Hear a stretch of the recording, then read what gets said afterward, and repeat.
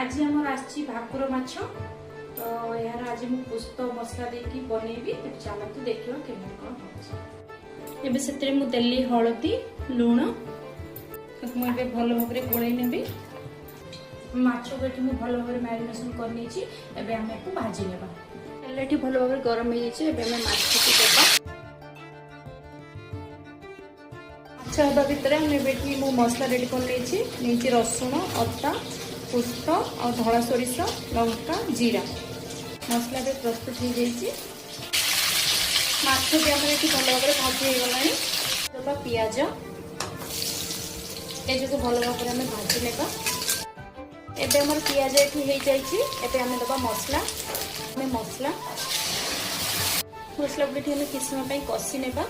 एबे देबा हम टमाटो लूण हळदी जीरा गुंड एबे कमे भल भाव कषि नेबा।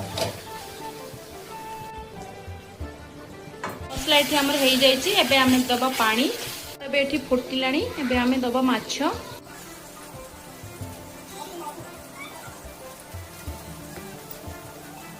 एबे देबा धनिया पत्र। एबे आमर तरकारी रेडी हो जाइए।